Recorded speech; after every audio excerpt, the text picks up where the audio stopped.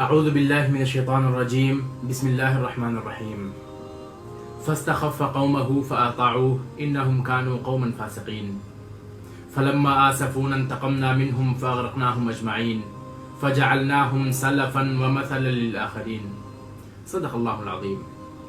فرعون نے اپنی قوم کو ہلکا سمجھا اور انہوں نے بھی اس کی اطاعت قبول کر لی۔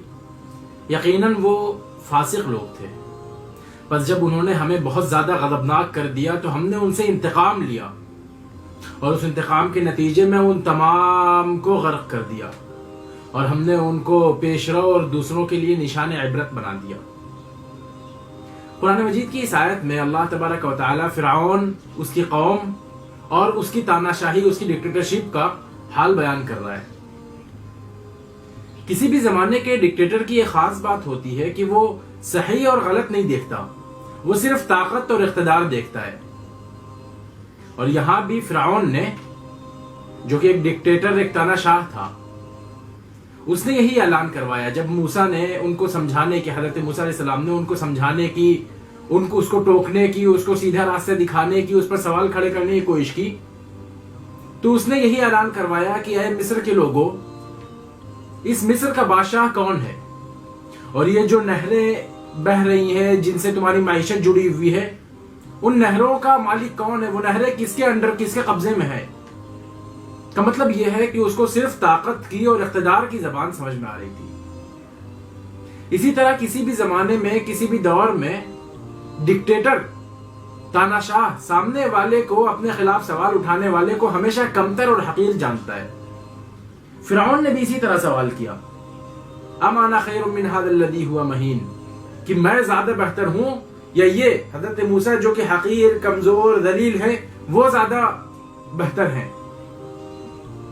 کسی بھی زمانے کے ڈکٹیٹر کو صرف پیسوں کی زبان سمجھ میں آتی ہے، وہ دولت کا پجاری ہوتا ہے، وہ ایک سرمایہ پسند ہوتا ہے۔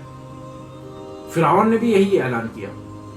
اس کا کہنا تھا کہ اگر میں مصر کے خزانوں کا مالک ہوں تو مجھ پر سوال کھڑے کرنے والا، مجھ کو ٹوکنے والا، مجھ سے بات کرنے والا بھی کم از کم وہ شخص ہونا چاہیے جس کے اوپر آسمان سے سونے کے کنگن گرتے ہوں۔ اس نے سوال کیا حضرت موسیٰ سے کہ کیا اس کے اوپر اس سونے کے کنگن کیوں نہیں اتارے جاتے ہیں؟ یہ قرآن نے ہر زمانے کے ڈکٹیٹرز کی، فرعون کی زبان میں ایک داستان بیان کی ہے کہ کس طرح وہ اپنی قوم کو جھوٹے ثبوتوں سے، جھوٹی باتوں سے، جھوٹے دعووں سے کس طرح اپنی قوم کو بیوقوف بنانے کی کوشش کرتے ہیں، کس طرح اپنی قوم کو وہ بہکاتے ہیں، کس طرح اپنی قوم کو بہلاوے ملاتے ہیں۔ اس کے بعد پھر قرآن کہتا ہے کہ فاستخف قومه فأطاعوه۔ ان سب باتوں سے، ان جھوٹے دلائل سے، یہ باتیں گڑ گڑ کر، باتیں کر کر کے فرعون نے اپنی قوم کو ہلکا سمجھا، اپنی قوم کو کمتر سے، اپنی قوم کو بیوقوف بنا لیا، اور نتیجے میں اس کی قوم نے اس کی اطاعت بھی قبول کر لی۔ مطلب فرعون کے بہکاوے میں آ گئے، فرعون کے بہلاوے میں، اس کے ڈراؤ میں آ گئے، اور انہوں نے اس کی اتباعت قبول بھی کر لی، اطاعت قبول بھی کر لی۔ لیکن ان کو، وہ لوگ جو ڈکٹیٹر کی بات مان جاتے ہیں، ڈکٹیٹر کی اطاعت کر لیتے ہیں، ڈکٹیٹر کے سامنے سر جھکا دیتے ہیں، اس سے ڈر جاتے ہیں یا پھر اس کے بہکاوے میں آ جاتے ہیں، ان کے بارے میں قرآن کہتا ہے انہم کانوا قوما فاسقین، یقیناً وہ فاسق لوگ تھے، بیکار ناکارے لوگ تھے۔ اور اس کے بعد پھر انجام بھی بتاتا ہے کہ ایک حد تک تو اللہ تبارک و تعالی مہلت دیتا ہے، لیکن جب انہوں نے اللہ تبارک و تعالی کو غضبناک کر دیا، وہ حد تجاوز کر دی، انتقمنا منہم، تو اللہ تبارک و تعالی نے ان سے انتقام لیا۔